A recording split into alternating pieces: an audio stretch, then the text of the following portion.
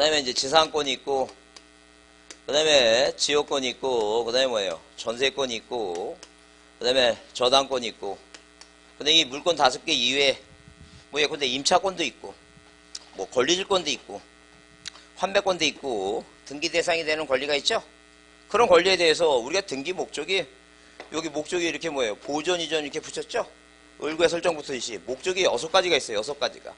그 6가지 목적이 물권 변동이 필요해서 등기부의 목적이 6가지가 뭐예요? 보존이 있고, 을구의 최초라는 게 뭐예요? 설정이고, 이전 등기 한다 그러죠? 그 다음에 변경 등기가 있고, 변경 등기. 일부가 후발적. 자, 처음부터 잘못된 건 경정 등기고, 변경 등기, 경정 등기 있고. 그 다음에 소멸한다 그랬죠? 표제부는 무슨 등기고, 멸실 등기고. 그 다음에 자, 이 어디에는 갑구나 을구에는 무슨 등기 한다고 얘기하고, 말소 등기 한다고 얘기하고. 그죠? 그 다음에 처분 제한 있죠? 처분 제한. 그 대표적인 게 처분 제한. 우리가 시험 문제 나오는 것은 압류 같은 거 잘 안 나와요. 나오는 게 뭐가 나와, 이거? 가압류하고 가처분. 뭐가 나온다고 시험 문제 나오면? 가압류하고 뭐가 나와, 이거? 가처분이 나와요. 그럼 가압류, 가처분이 뭔가 중요한 게 아니라, 이런 뭐예요? 소유권의 가압류, 가처분. 지상권의 가압류, 가처분. 지역권의 가압류, 가처분. 전세권, 저대권의 가압류, 가처분. 그죠? 그게 다 가능하다니까요. 그 작년 시험의 답이, 그 가등기도, 가등기라고 하는 것도, 가등기를 하는 것도 하나의 뭐예요? 이 청구권이죠? 이 청구권을 보존하기 위해서 가등기 하죠? 그럼 여러분, 가등기는 권리예요? 권리가 아니에요? 이 청구권이니까 이것도 권리지. 그래서 권리, 모든 권리는 다 뭐가 된다는 얘기니까. 가압류, 가처분이 가능하다는 죠. 그러니까 소유권에 대해서는 보존 등기하고 설정 등기를 을구에 하는 거니까. 소유권에 대해서는 보존 등기하고, 소유권에 이전 등기하고, 소유권에 변경 등기하고, 소유권에 말소 등기하고, 소유권에 대해서 뭐가 되고, 가압류, 가처분이 되고, 지상권에 대해서 보존 등기는 안 되고, 지상권의 설정 등기, 지상권의 이전 등기, 지상권의 변경 등기, 지상권의 말소 등기, 지상권에 대해서도 뭐가 되고, 가압류, 가처분이 되고. 요 기본 맥락을 여러분이 이해해 두셔야 돼요. 이것만 이해해도 한 문제 맞는 거니까. 기본적인 겁니다. 모든 권리는 다 뭐 할 수 있어요? 가압류, 가처분이 가능하다. 이 기본 개념이에요, 이거. 이 무슨 말 이해하시죠, 이거? 그래요. 이해하시니까. 여튼, 결석만 하지 마시고, 10월달까지 수업할 때까지, 제가 얘기하는 것만 잘 귀담아 들으시고, 절대로 제가 중요하지 않다는 거 와서 안 물어봐도 돼, 그거는. 그거 와서 물어보신 분은 제가 2가지 생각합니다. 하나는 수석이고, 저분 5년 준비하는구나. 둘 중에 하나예요. 근데 절대 중요하다고 한 거는 모르면 안 돼. 모르면 저한테 계속 와서 물어보셔야 되니까. 이해하셨죠? 자, 그래서 오늘은 여러분 하여튼 부지런히 진도를 나가갖고 수업을 끝내야 되니까 하여튼 잘 따라오시고 모르시는 거면 자, 그때그때 잘 물어보셔야 돼. 자, 오늘은 여러분 신청 절차부터 이제 쭉 한번 보겠습니다. 절차부터 보시면, 자, 어디 보시냐면, 자, 여러분 책, 거기, 자, 231페이지부터 보겠습니다. 자, 오늘 처음 오신 분은 그냥 중간에 가지 마시고 그냥 버티세요. 이거 등기법이 어렵는데, 이게 사실 1년 공부해서 점수 나오기가 쉽지 않아요, 이거. 왜냐면 이것만 공부하라 그러면 점수 나오지. 여러분이 공부하는 과목이 너무 많아, 양이 너무 많아갖고 쉽지 않아요. 그래서 전략적으로 할 수밖에 없어요. 그래서 하여튼 개인적인 생각은 꼭 제가 말씀드리지만, 여튼간에 지적은 뭐예요? 지적은 열심히 하면 등기 안 하고 지적만 하면 다 맞아요. 그래서 다 맞고 이제 세법하고 이제 그러니까 제가 총조였던 사람 12문제, 지적 12문제 맞고, 등기법은 12문제 딱 1번으로 밀었는데 하나만 했어, 하나. 열생에 맞고, 그 다음에, 자, 무엇을, 세법 몇 개 맞고, 세법 10개 맞고, 이런 식으로 해서, 왜 이 등기법 안 하는 시간에 뭘 했으니까? 세법 투자했으니까. 그래서 하여튼, 23개 맞고, 공인중개사법 80점 맞고, 공법 50점 맞고, 이렇게 붙었어요. 그것도 전략이야. 근데 등기법을 포기하라고 얘기는 못 합니다. 왜? 그 아싸리 이렇게 쭉쭉 꺼서 한 문제 맞는 것보다도 조금 중요한 것만 해서 한 5개, 6개 정도를 맞아주면은, 그게 더 효율성이 있어요. 왜냐면 세법도 옛날처럼 이렇게 작년 같은 경우에 좀 어려워갖고, 세법을 10개 맞기가 쉽지 않습니다. 쉽지 않으니까. 등기도 중요한 것만 하라면. 제가 그래서 보통 한 그 8월달, 9월달에 이 대한민국의 이 등기법 시험 문제 나오는 게 그 법무사 시험 문제가 나와요. 30문제. 그 다음에 그 5급 사무관 진급 시험이 10문제 나옵니다. 그 다음에 자기네 자체 내에 뭐예요? 자체 하여튼 9급에서 아니 7급, 9급에서 8급, 7급 이렇게 승진 시험이 그게 보통 한 60문제 나옵니다. 자기네 자체 내. 그 다음에 이제 이 감정평가사 시험이 등기법이 4문제 나오고, 하여튼 제가 토탈적으로 그 문제를 쭉 추립니다. 그래서 옛날에는 그냥 거기서 이렇게 자체 내 자기네들이 다 워드 쳐서 올려갖고 하여튼 편한데, 요즘은 PDF 형식으로 올리는데 그 PDF 형식으로 다른 형식으로 저장하다 그러면 그냥 한글로 나오는데, 요즘에 쟤네들이 약어갖고 노고인 받으려고 그렇게 절대 안 합니다. 안 해갖고 제가 일일이 거의 9월달 되면 일일이 바빠 죽겠는데 거의 잠도 못 자고 칩니다.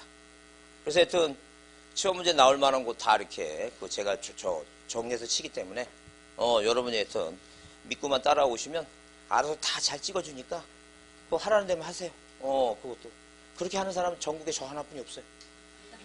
아주 따끈따끈한 문제로 그날 그에 나온 문제를 제가 다 일일이 워드 쳐갖고 아주 여러분한테 저기 하는 게 저뿐이 없어요.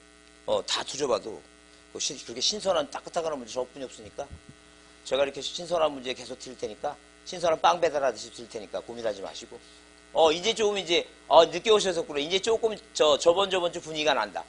네. 이제 수업 시작하겠습니다. 기쁜 마음으로. 자, 거기 3번 등기 절차 총론 시작하겠습니다. 자, 신청 절차 원칙, 절차 원칙 나오죠? 그래서 우리가, 일단 우리가 등기법이, 크게 몇 가지로, 3가지로 구분합니다. 일단 뭐가 있고, 총설 부분이 있고, 등기라고 하는 거는 어디에서, 관할등기소에서 누가, 등기관이 어디에다가, 등기부에다 뭐 한다 그랬어요, 이거. 기록한다 그랬습니다. 그 다음에 뭐가 있고, 신청, 지금 이제 오늘 배울 게 뭐예요? 이 절차 부분 얘기인데, 이 절차 부분을 뭐하고 뭐로 구분하냐면 총론하고, 이렇게 강론으로 이렇게 구분합니다. 그래서 우리가 여기 총설 부분을 이제 우리가 기본 이제 뭐가 배웠고, 기본 의 배웠고, 어떤 기능을 하느냐, 작용하느냐, 기능하느냐. 방금 이제 여러분 등기 종류 배웠죠? 그 등기 대상을 배웠고, 등기 유효 요건, 등기가 무효가 되지 않고 유효하게 한 요건이 있고, 그 다음에 효력이 따르어요. 그 다음에 총설 부분을 이제 5가지로 구분합니다. 1번 원칙입니다. 1번 원칙. 1번 원칙은 지적은 세금 받기 위해서는 무조건 만든다 그랬죠? 대장 무조건 만들어야 되죠? 등기는 뭐예요? 등기는 당사자가 뭐예요? 당사자가 신청해 오는 것만 받아요. 그러니까 이 지금 우리나라에 살고 있는 사람 중에는 이 대장만 가지고, 토지대장, 임야대장, 대장만 가지고, 몇 월 달에, 이 9월 달에, 건물은 7월 달에, 뭐만 내고, 재산세만 내고, 재산세만 내고 뭐예요? 뭐는 사람? 세금 내고 사는 사람, 이 소유권자예요. 그러니까 뭐 없이도, 미등기 상태, 등기부 없이도 살아서 아무 상관없다는 거예요. 그러니까 이 등기라고 하는 것은 뭐예요? 내가 땅 팔아먹으려면, 건물 팔아먹으려면 뭐예요? 신청하라는 게요. 왜? 등기부 만들어 놓고 팔아먹어야 되니까. 그러니까 안 팔아먹으려면 평생 뭐 없이도, 등기부 없이도 가능하다는 거예요. 그래서 1번 원칙은 여러분 그래서 거기, 1번에 뭐라 써 있어요? 당사자 신청이라 써 있죠? 그래서 등기 절차는 뭐에 의해서? 당사자의 신청에 의해서 개시되는 게 원칙이다. 그런 얘기예요, 지금. 근데 이제 법률에, 일정 기간을 주는 게 있어요. 뭐가? 부동산 표제부는 왜? 국가가 뭐예요? 국가가, 장부를 하나 만들면 되는데, 뭐하고, 이렇게 뭐예요? 등기부하고 뭐예요? 등기부하고, 뭐를, 이 대장을 몇 개를 만들어서 이 2개를 만들었죠? 부동산 하나에. 그러니까 토지 표시사항하고, 대장의 표시사항은 뭐 해야 되니까? 같아야 되니까. 몇 개월의 의무가 1개월의 의무를 줄 테니까, 이 내용을 뭐 하라는 얘기니까? 일치시켜라 라고 이렇게 일정한 기간을 주는 게 예외가 있다는 게. 그건 예외고, 항상 일반적으로 뭐예요? 원칙은 뭐라고? 당사자가 뭐 해오는 게, 당사자가 뭐예요? 신청하는 것을 뭐로 하겠다는 게, 기본 원칙으로 하겠다, 이제. 그렇게만 이해해두자, 이제. 그 다음에, 거기 2번 뭐예요? 관공서 촉탁이 나오죠?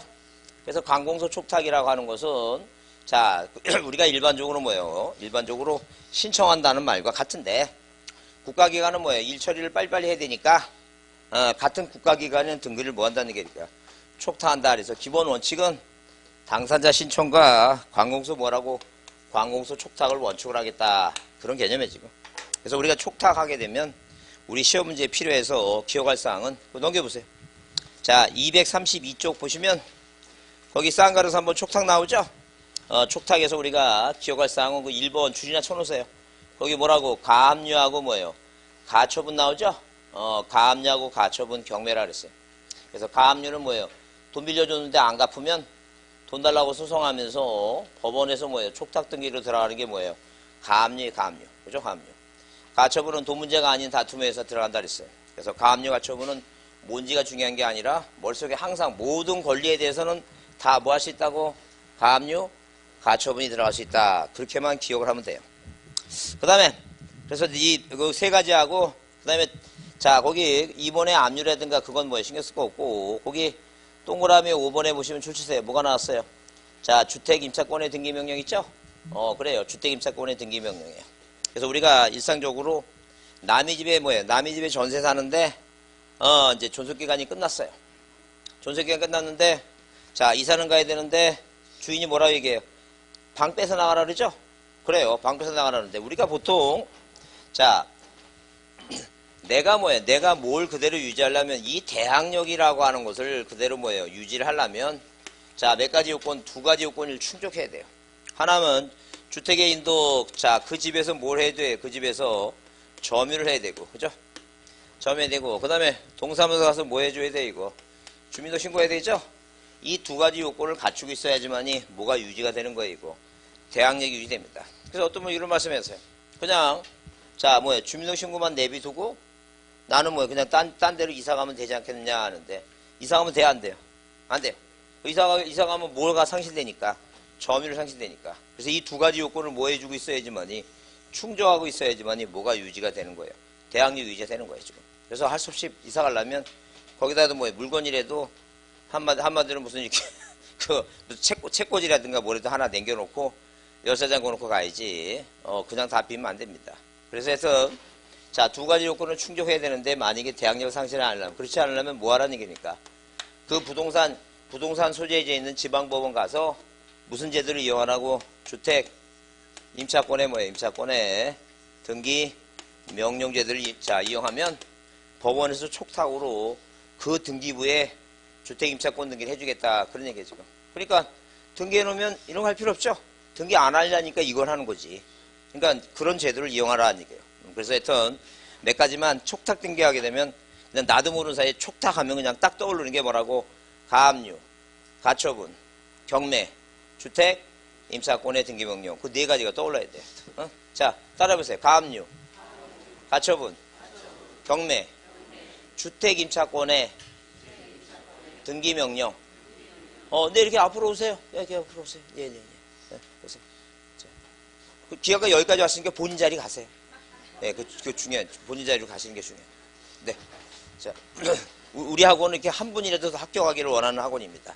자, 열심히 하셔갖고 합격하셔야 돼요. 자, 하여튼 그 촉탁 등기하면 딱 네 가지가 떠올라야 돼요. 근데 지적법에서 촉탁은 이 등기법에서 촉탁은 네 가지고 지적에서 촉탁은 하나입니다. 자, 하나인데 뭐예요? 그거는 촉탁 등기 하는 게 중요한 게 아니라 촉탁 등기 할 필요가 없는 게 중요해요. 신규 등록은 뭐 할 필요 없다. 촉탁할 필요 없다. 그래서 이 지적에서 촉탁은 이 지적에서 뭐예요? 지적소관청에서 촉탁은 뭐 고치라고? 표제부 부동산 표시 변경 촉탁하는 거 하나예요. 지적에서는 하나죠.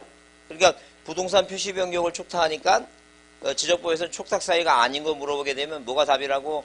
신규 등록이 답인데 지금 우리가 등기법 공부하고 있죠? 등기법에서는 뭐예요? 촉탁 사유가 중요한데 촉탁 사유는 몇 가지라고? 일단 네 가지가 머릿속에 들어와 있어야 된다. 그런 얘기예요 지금. 근데 지금 여러분 들으면 지금 딱 기억나겠죠? 근데 이게 기억이 이게 한 시간을 못 간다니까. 그러니까 어차피 계속 반복해야 되니까 지금 뭐예요? 이해 안 된다고 고민할 거 없어요. 어차피 나중에 또 다시 듣게 되니까. 자 그렇게 보시고 그 다음에 233페이지 그 신청주의 예외가 있죠? 자 예외가 있어요. 이건 원칙이고 뭐가 있다고? 예외가 있다. 예외가 있는데 예외제는 나중에 뒤에 이제 마지막 시간에 볼 거니까 지금 뭐 신경 쓸 거 없어요. 그냥 등기관이 뭐 하는 게 있고 직권하는 게 있고 법원에 뭐에 의해서 명령에서 하는 게 있다라고 이렇게 그냥 자 참고로 받으세요. 이거 내용 뒤에서 중복되니까. 자 넘기세요. 자 넘기시면 이제 중요한 게 뭐냐면 거기 235페이지 있죠? 그 2번 등기 신청 나오죠? 신청 나와서 중요한 게 시험 문제 자주 나오는 게 거기에 그 2번에 신청 적격 있죠? 그게 자주 나와요. 그거 별표 주시고. 그건 보자는 얘기요. 자, 그래서 거기 뭐 19회 때도 나오고 작년에도 28회 때도 나오고 26회 때도 나오고 그랬죠? 근데 보니까 뭐 24회, 26회, 28회니까 짝수잖아요. 그죠? 그러니까 이제 올해는 29회니까 안 나올 것 같죠? 근데 어딘가에 또 끼어 들어가 있어. 그러니까 이건 기본적인 거니까 알아두셔야 돼, 이거. 그래서 이건 확실하게 알아둬야 되니까. 왜? 거기 19라고 홀수 때도 나왔잖아. 그러니까 올해 29회니까 혹시 모르니까 봐둬야 된다는 게 이거는. 중요하니까. 근데 거기 의의를 읽어보니까 이렇게 써 있어요. 등기신청 적격이라고 하는 건 뭐예요? 가로 열고 등기신청의 당사자 능력이란 등기신청 절차에 있어서 권리자나 의무자가 될 수 있는 법률상의 자격으로서 민법상의 권리 능력에 대한 대응하는 개념이다. 즉 등기부상의 등기 명의로 뭐예요? 기재될 수 있는 자를 말한다. 할 수 있죠? 그 말의 의미는 그 얘기예요, 지금. 이런 얘기예요, 지금. 등기부상에, 자, 이런 식으로 뭐예요? 이렇게 등기부상에 1번에서 뭐예요? 자, 소유권 못 얻는 게 하면, 제가 뭐예요? 제가 지금 살아있죠? 살아있으니까 내가 신축 건물 짓고 바다 매립해서 내가 소유권 취득하면, 내가 소유권자니까 이 등기부상에 이름을 올리는 거예요. 땅 팔아먹고 건물 팔아먹으려면. 이게 김동윤이라고 이렇게 뭐예요? 이 등기부상에 뭐 올린다고? 이름을 올린다라고, 뭐 이름 명자, 무슨 명자라고? 이름 명자. 등기 명의인, 명의를 올리는 이 명의 될 수 있는 자격. 이게 바로 뭐라고? 신청 적격이라 한다. 아니죠. 그러니까 등기부상에 이름을 올리는 거, 이런 걸 뭐예요? 이 명의라고 얘기하는데, 이걸 바로 뭐라고? 등기 신청, 등기를 할 수 있는 자격이다. 이제 그런 개념이에요, 지금.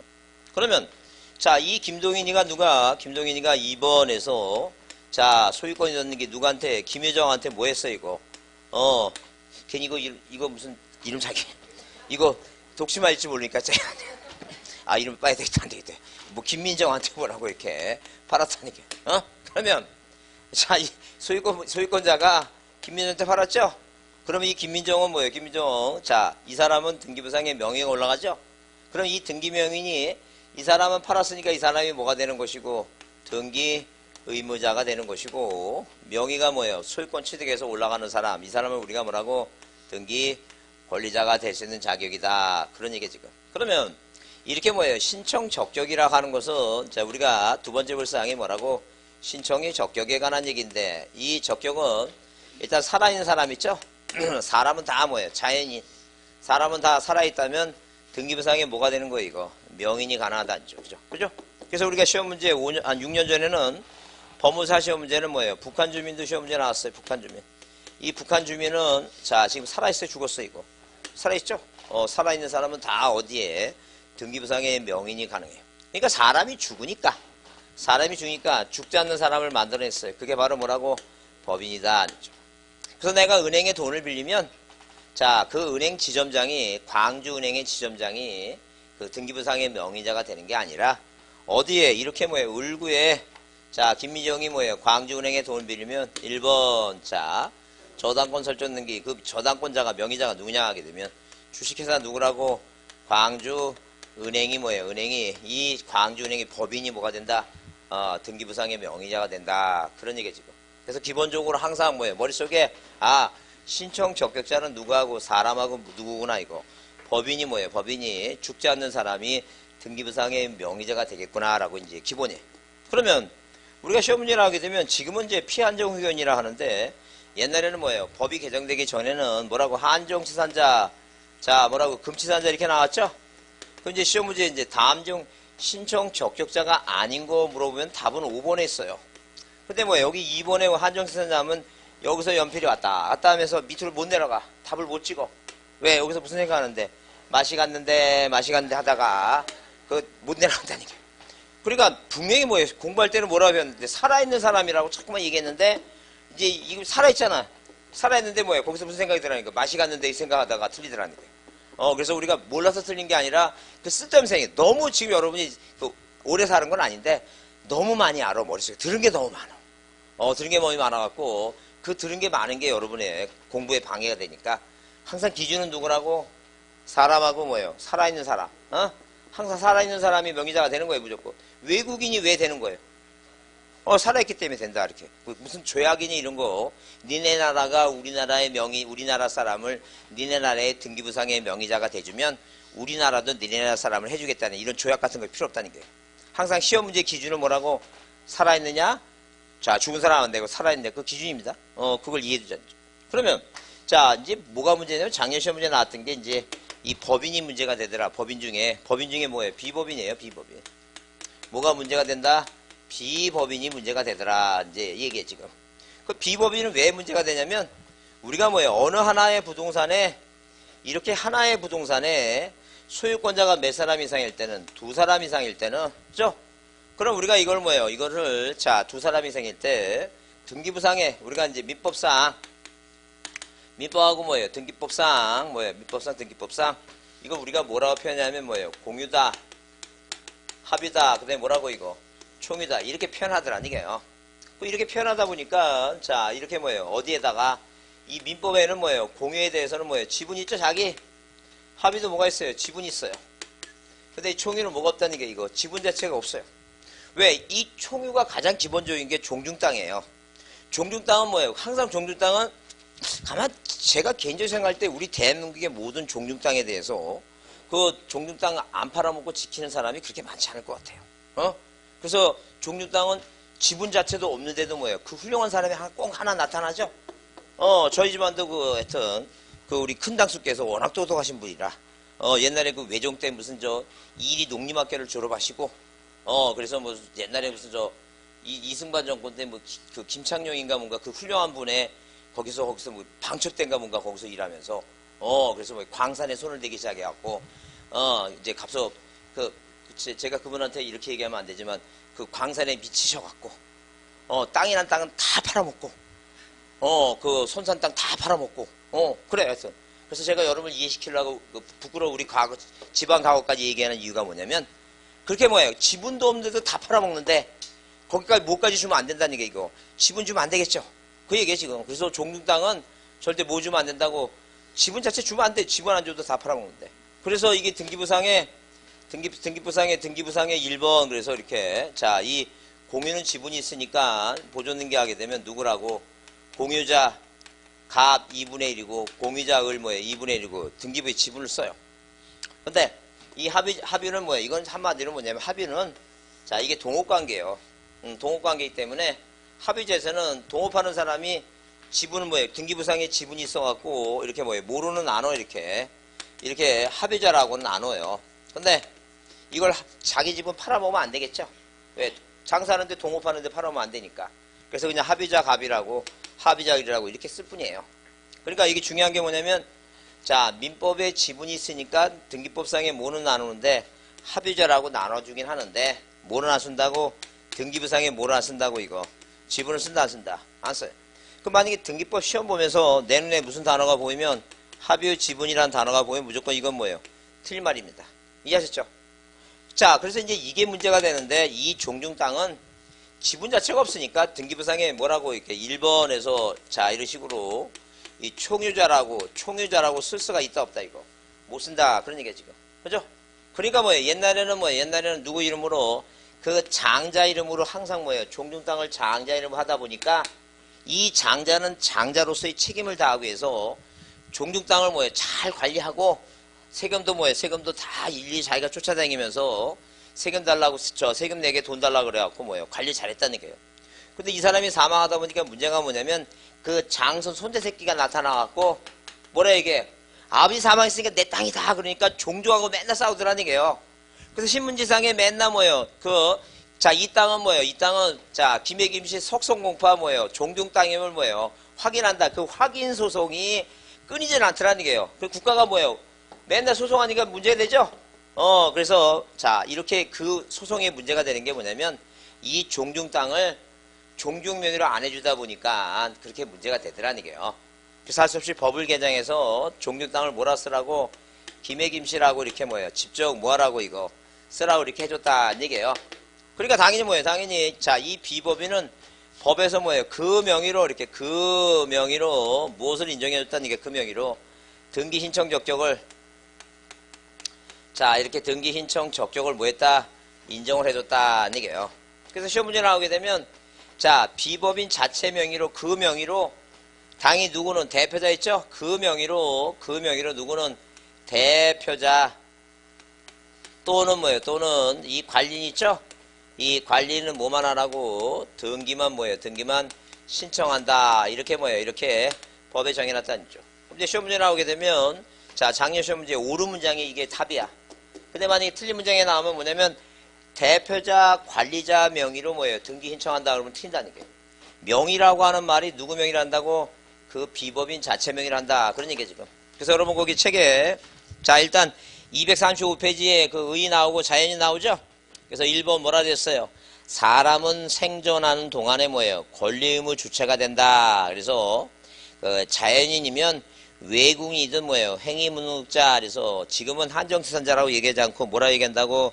피한정 후견인, 피성년 후견인 그랬죠? 자, 그래서 하여튼 살아있으면 다 뭐가 된다고? 당연히 등기 신청 적격자다.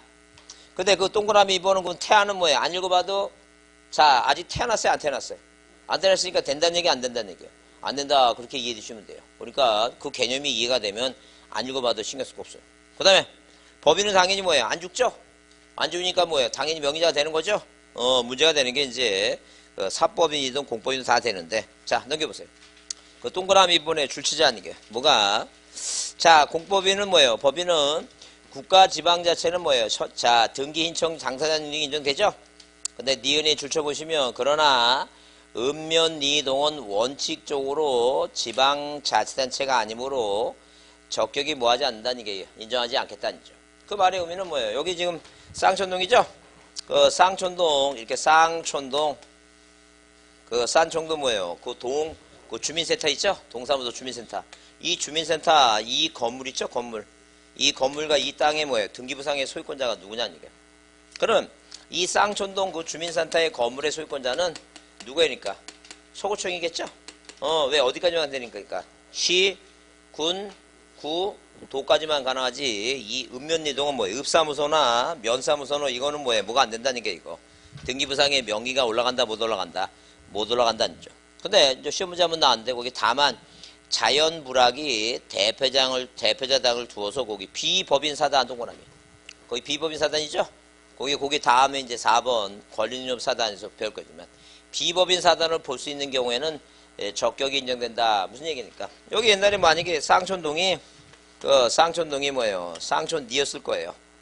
자, 그러면 이 쌍촌동 그 읍면리동, 니동, 이 쌍촌동에 마을이 한 50가구가 있었는데, 자, 친목회를 만들었어요. 뭘 만들었다고?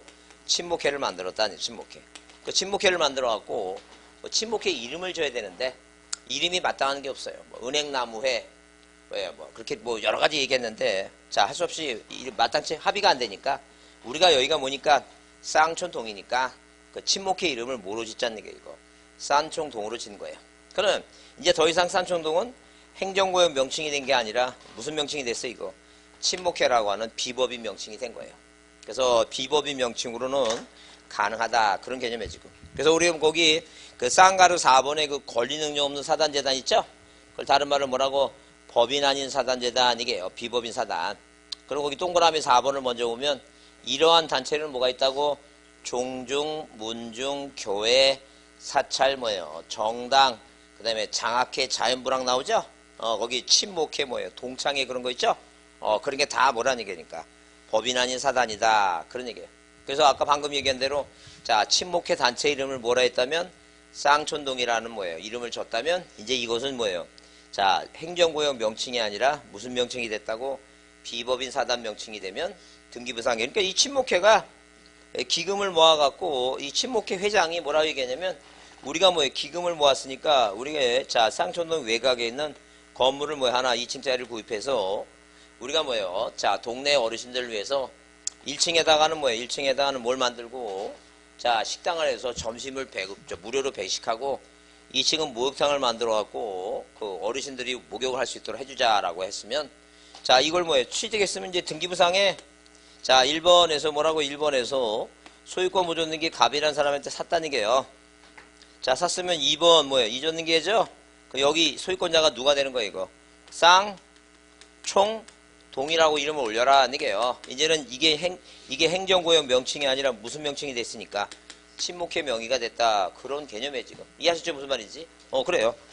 자 그래서 일단 거기 자 읍면이동은 원래는 뭐예요? 행정구역 명칭으로는 등기부상의 명의를 올라가지 못하지만 무슨 명의로 올라간다는 게 이거 비법인 명의로 올라간다 그런 얘기야 지금. 그래서 거기 쌍가루 4번에 거기 자 별표해 두시고 권리능력 없는 사단재단 작년에 나왔지만 그 동그라미 3번 있죠? 그래서 등기는 줄 치세요. 뭐라고? 그 사단 또는 재단의 명의로 그 대표자 또는 누가 관리인이 이를 뭐 할 수 있다는 게 이거 신청할 수 있다. 그 명의라고 하는 단어 동그라미 명의. 항상 명의라고 하는 단어는 어디에 붙어 있어야 돼요? 사단 또는 재단 옆에 붙어 있어야 되죠? 그러니까 항상 뭐라 나오면 자 그 비법인 그 재단 자 인격 없는 사단 재단 명의로 나와야지. 만약에 뭐예요? 대표자 관리자 명의로 등기 신청한다면 튄다는 얘기예요. 명의는 어디 붙어야 된다고? 비법인 명의로 얘기입니다. 그걸 잘 이해해 주셔야 돼요. 자 그다음에 아예 뭐야? 아예 등기부상의 명의가 올라가지 못하는 거 있죠? 그걸 우리가 뭐예요? 비적격자 이렇게 얘기한다는 게 뭐라고 얘기한다고? 비적격자라고 얘기한다. 비적격자. 자, 이 비적격자를 4개를 나누는데 자, 아까 이제 배운 대로 뭐라고? 태아 안 된다 그랬죠? 그 다음에 이제 거기 그 쌍가루 이제 5번에 뭐가 나와요 이제? 민법상 뭐예요? 민법상 조합이 나온다. 조합이 나와요. 그래서 이제 만약에 이제 요거는 이제 작년에 나왔으니까 올해 시험이 나온다면 이게 또 나올 수 있으니까 이 비적격자를 좀 이해를 해 두셔야 돼. 비적격자. 그러면 자 민법상 조합이라고 하는 것은 이 조합은 우리가 여러분 민법 공부하면서 민법의 뭐예요? 채권편의 계약이 뭐예요? 계약이라고 하는 것을 두 사람 이상이 만나서 왜? 계약이라는 건 의사표시가 몇 개니까 두 개니까 두 사람 이상이 만나서 뭐예요? 계약을 할 것이라고 예상되는 게 형식적으로 뭐예요? 종류가 몇 가지가 있냐면 몇 가지가 있다고? 15개가 있어요. 몇 가지가 있다고? 15가지. 표정을 조금 밝게 합니다. 자, 몇 가지가 있다고? 15가지가 있어요. 그 15가지가 있어갖고 그 15가지가 증매, 교소, 사임, 고도연. 자, 그 다음에 위임 뭐예요? 위임, 조정화. 자, 그 다음에 그 여행계획이라고 작년에 처음 나왔죠, 이게. 그죠? 그래서 개수가 하나, 둘, 셋, 넷, 다섯, 여섯, 일곱, 여덟, 아홉, 열, 열하나, 열둘, 열세, 열네, 15개. 몇 개라고 종류가? 15개. 그러면 자 증여매매, 교환, 소비대차, 사용대차, 임대차, 고용도급, 현상광고, 위임, 인칭, 여기 조합이에요. 조합.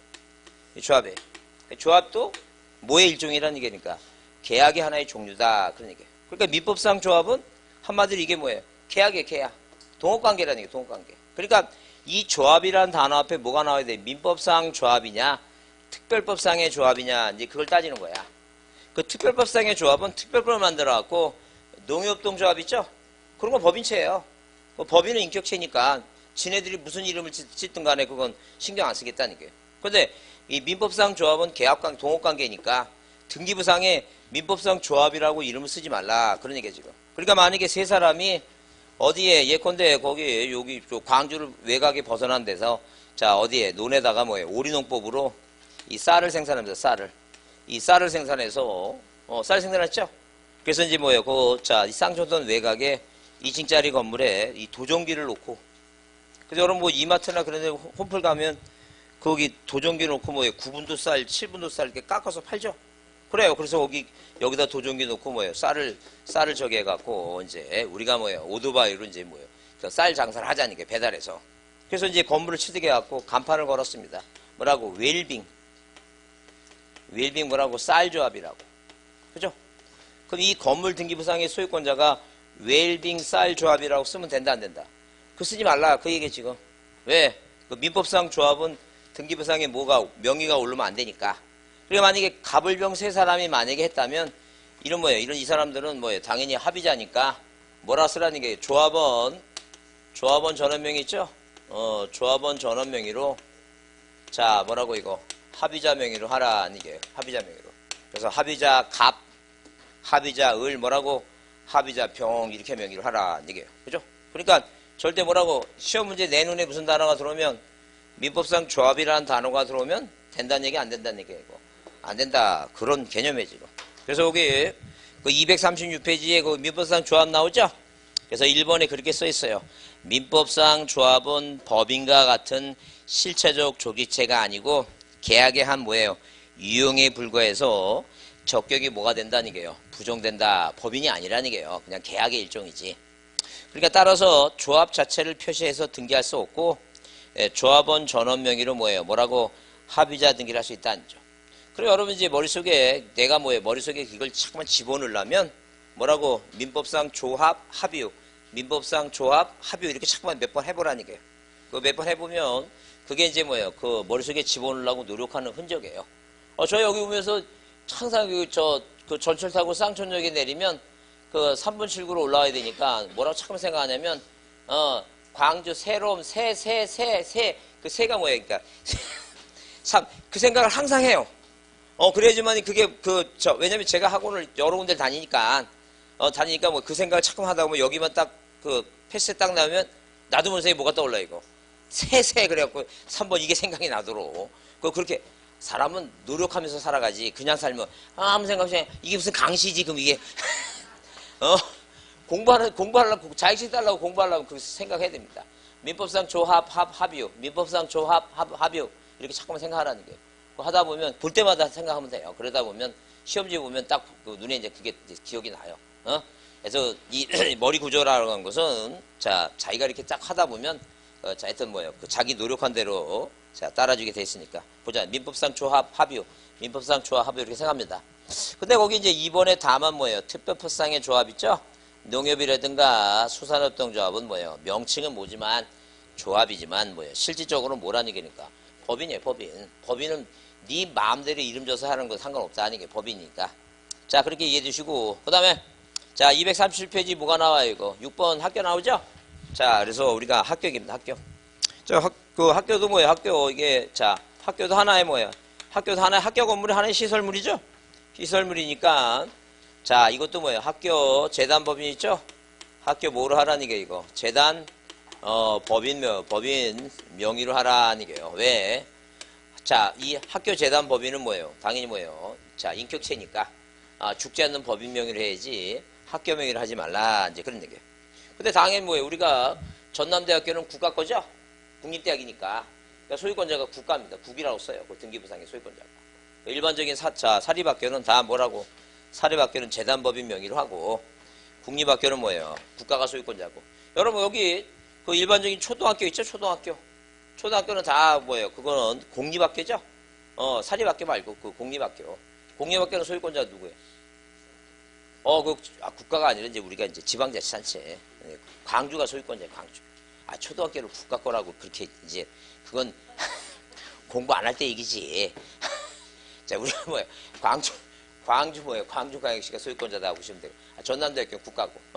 무슨 말 이해하시죠? 그래요, 지금. 그 다음에 이제 아까 마지막에 공법인 얘기했던 거. 뭐라고?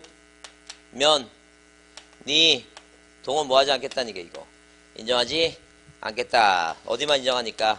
시, 분, 부, 도까지만 인정하니까. 그래서 여러분 거기, 그렇게 지금 책은 좀 분산해 놨는데, 여러분 어디에 노트에 보면, 노트 몇 페이지에 보시면 거기 25페이지인가? 24페이지죠? 24페이지에 거기 그 신청 적격해 갖고 그 비적격자 4개 이렇게 딱 해놨죠? 4개 해놨으니까 그거 내용 보시고 다시 그 책에 다시 보면서 정리해 갖고 이 4가지는 뭐예요? 비적격자니까 등기부상의 명의를 인정한다, 인정하지 않는다. 인정하지 않는다 이렇게 봐두지 않죠. 자 그렇게 이해해 두시고 그 다음에 그 유효요건은 신경 쓸 거 없어요. 그건 앞에서 요건 배웠으니까. 자, 그래서 여러분 그 의사능력, 행위능력은 다 배우죠. 민법책에 배우죠? 그래. 넘기세요. 자, 넘기시면 거기, 쭉 넘기시면 그 239페이지 나오죠? 그 239페이지 등기인청에 뭐예요? 당사자 나오죠? 그래서 1번 뭐라 되어 있냐면 공동인청의 원칙이라고 써 있어요. 그래서 거기 1번, 그 동그라미 1번은 여러분이 줄치면서 읽겠습니다. 자, 등기는 나오죠? 자, 줄치면서 읽겠습니다. 자, 시작. 등기는 법률에 다른 규정이 없는 경우에는 등기 권리자와 등기 의무자가 공동으로 신청한다 써 있죠? 그게 23조예요. 그 22조는 뭐예요? 22조는 방금 얘기한 대로 우리가 당사자 신청이란 얘기고 자 23조는 뭐예요? 23조는 등기라고 하는 것은, 자, 여기서 핵심어가 뭐냐면, 핵심어가 이제 세 가지 단어가 나옵니다. 세 가지 단어가 나오는데, 지금 이제 우리가 볼 사항의 세 번째가 뭐라고? 신청인에 관한 얘기다. 신청인에 관한 얘기예요. 그 세 가지 단어가 나오는데, 하나는 뭐라고? 등기 뭐예요? 등기 의무자라고 하는 단어가 나오고, 또 하나는 뭐예요? 등기 권리자라고 하는 단어가 나오고, 또 하나는 뭐가 나와요? 공동이에요, 공동. 그 세 가지 단어가 핵심어예요, 거기서는. 자, 의무자, 권리자 뭐예요? 자, 그 다음에 등기를 뭐로 한다고? 공동인청이다. 이게 공동인청. 뭐라고? 공동인청이다. 그 얘기다. 그러니까 한마디로 뭐냐면, 자, 한마디로 등기라고 하는 것은 누구하고 의무자, 권리자가 뭐예요? 공동으로 인청하는 게 원칙이에요. 자, 그러면 이렇게 등기 의무자, 등기 권리자 이렇게 나오는데, 거기 이제 그 쌍가리본의 절차법상의 등기 권리자와 의무자의 개념하고, 넘겨보시면. 그 쌍가르 3번에 뭐예요? 실제법상의 권리자, 의무자의 개념이 나오는데, 자, 그 개념이 이런 거예요.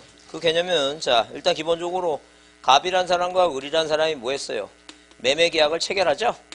그럼 우리 민법 몇 조에? 186조에 뭐라고 써있어요? 부동산에 관한, 이렇게 부동산에 관한 뭐에 의한 법률 행위로 인한, 이렇게 법률 행위로 인한 뭐는 물건에 대한 변동은 뭐 해야지만이, 등기해야지만이 효력이 있다 이렇게 나오죠? 그러면 민법 186조가 왜 이 민법을 뭐예요? 왜 민법을 실체법이라고 하느냐 하게 되면, 이 체자가 몸체자예요. 사람과 사람이 만나서 계약을 맺으면 뭐예요? 여기서 뭐가 발생하냐면, 자, 갑이 을한테 뭐예요? 요구를 하죠? 계약 맺었으니까. 내가 너한테 돈 줬으니까 나한테 뭐 달라고 이거 등기해달라고 요구하잖아, 이거. 항상 계약을 맺어야지 뭐예요? 권리가 발생해요. 요구하는 권리가. 그러니까, 자, 실제법은 권리를 발생하게 하는데, 왜냐면 법에서, 자, 을아 뭐예요? 부동산에 대해서, 너 법률행위, 우리 대표적으로 매매라는 뭐예요? 이렇게 매매라는 법률행위 하면, 물건, 너 뭐예요? 소유권을 뭐 하고 싶으면, 소유권을 뭐예요? 변동, 취득하고 싶으면, 너는 등기를 해야지만이 소유권이라는 권리를 뭐 한다는 게요. 권리를 취득한다. 그래서 이 을이라는 사람을 뭐라고 이거? 등기 권리자다. 그러니까 이 을은 갑한테 뭐 해달라고? 요구를 한다는 게, 요구하는 권리가 생긴다. 그런 얘기예요. 이해가 됐죠? 그러면 갑아, 너 민법이 뭐예요? 민법 실체법이 너 계약을 맺었잖아. 몸체자. 갑아, 너 뭐예요? 부동산에 대해서, 집에 대해서, 부동산에 대해서. 자, 매매라는 법률행위에서 너 물건, 소유권을 변동이 뭐예요? 득실 변경이죠. 득실 변경이니까 실 너 소유권을 날리고 싶으면, 소실하고 싶으면 너 뭐 하라는 게 이거? 등기해야 된다는 얘기예요. 그냥 소유권이 날아가는 게 아니라 뭐 해야지 날아간다고? 등기해 날아간다는 거예요. 그러니까 너는 뭘 할 의무가 있다는 게 이거? 등기해줄 의무가 있다. 그래서 이 갑을 뭐라고 얘기한다는 얘기예요? 등기 의무자라고 얘기한다. 그런 얘기예요. 그러니까 실체법이라고 하는 것은 국민한테 모든 대한민국 국민한테 뭘 준다는 얘기니까 의무와 권리를 주는 법이다. 그런 얘기 지금. 자, 그러면 절차법은 뭐냐는 게, 절차법은 등기 절차법이니까 등기부에다가 뭐예요? 1번에서 이렇게 뭐예요? 소유권 모조등기 갑. 그죠? 그 2번 이전등기 을하죠? 그럼 얘는 뭐예요? 이렇게 이전등기하면 얘는 권리를 뭐 하는 것이고, 취득하는 것이고. 그 계약 맺었다고 권리 취득해요? 그건 아니란 얘기예요. 뭐 해야지만이, 등기부에 기록해야지만 취득하는 거지. 그러니까 얘는, 자, 권리를 뭐 하는 것이고, 소멸하는 것이고. 그죠? 그럼 말을 또 바꿔보게 되면, 이거는 뭐하고 관련 있고, 등기 신청과 관련 있고, 뭐는 실제법은 신청과 관련 있고, 절차법은 등기 뭐예요? 기록과 관련 있죠? 기록. 그래 관련 있죠? 그렇잖아. 이게 나눠지잖아, 이거. 뭐 해달라고 요구하는 거하고, 등기 신청해달라는 권리가 있는 것이고, 그러니까 등기부에 기록이 안 되면 얘는 신청만 한다는 얘기지. 뭐예요? 소유권 취득하는 게 아니니까. 그러니까 여러분 만약에, 여러분한테 여러분 그 민법 시간에 대리하고 대위 배우죠? 뭐하고 뭐 배운다고? 대리하고 대위 배워. 그럼 누가 와서 이제 새로운 사람이 3월달에 와서 옆에 앉아서 이제, 언니, 대리하고 대위하고 어떻게 구별돼요? 물으면 시험에 안 나와요. 이런 소리 하지 마시고. 아니 뭘 배웠는데 알아야 될 거 아니야. 뭐 배운 거 같은데 뭐라고 물어보는데 얘기를 못 해주는 거야. 그러면 잘 보라니까. 잘 보자니까. 그러면 여기 대리라고 하는 거 잘 보세요. 대리라는 것은 신청을, 그러니까 법무사야. 그 법무사가 이 사람한테 돈 받죠? 그러니까 돈 받고 이제 대리를 해주는 거잖아, 대리로. 그 이 을이란 사람 누구? 본인 이름으로 신청하는 거예요. 본인 이름으로. 그죠? 근데 등기부의 기록도 누구 이름으로 기록되는 거 이거? 본인 이름으로 기록돼요. 그 대리 법무사 이름은 절대 뭐예요? 어디에 등기부에 쓰지도 않아. 다 본인 이름 하는 거지. 그 대위라고 하는 걸 보자. 대위. 그럼 우리가 매매 계약을 맺으면 뭐가 생겨요? 등기 청구권이라고 하는 게 생겨요. 근데 세월이 세상이 바뀌다 보니까 을이라는 놈이 매매 계약을 맺는데 매매 계약을 딱 맺고 나니까 갑자기 한 3일 만에 집값이 5천만 원 올라가네. 갑자기 또 뭐예요? 한 일주일 지나니까 또 2천이 또 올라가. 이거 봐라. 그러면 내가 등기를 해오는 게 아니라 다른 사람 투자자 모아갖고 나는 중간에서 세금을 보탈하고 요렇게 점핑하죠. 중간에 등기. 그런 생각이 들더라는 얘기예요. 그러니까 계약 맺는데 등기를 안 해가. 갑 입장에서 보면. 그래서 갑은 등기해 갈 줄 알고 뭐 집을 구입했는데 안 해가니까 졸제 이제 무슨 문제가 생기는지. 일가구 이주택 문제가 생기더라. 이제 그런 법적 문제가 생기더라는 얘기예요. 그러다 보니까 갑이 소송을 해요. 판사님 얘가 등기를 안 해간다고.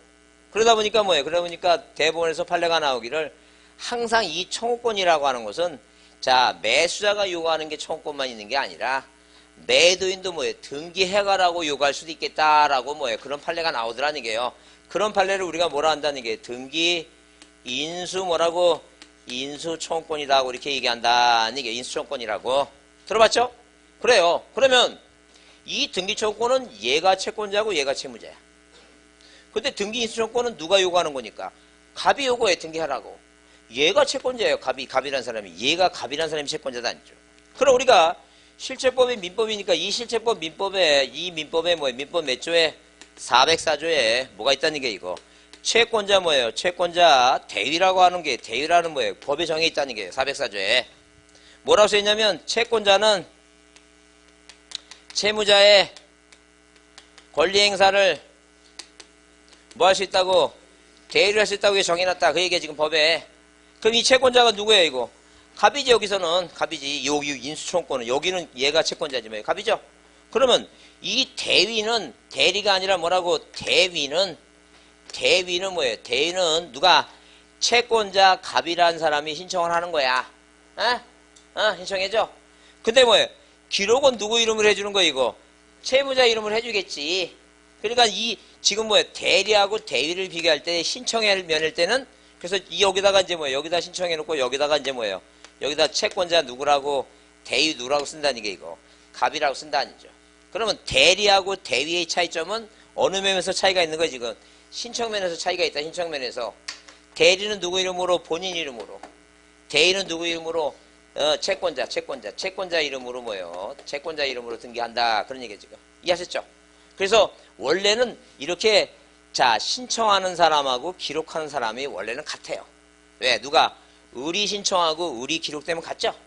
근데 그러면 다른 말을 어렵게 하게 되면 실체법상의 등기 권리자하고 절차법상의 권리자는 뭐예요? 일치하는 게 원칙이다 하는 게요.